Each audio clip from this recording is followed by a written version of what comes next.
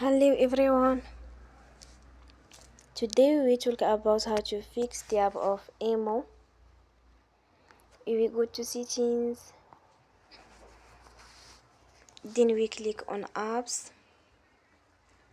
After that you will search the app Emo and we click. You will on for stop. After that you will go to storage.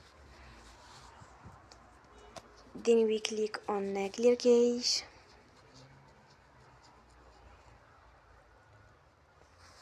You will go to Play Store and you will update your app. Don't forget to support us by like and subscribe. See you next time and thank you for watching.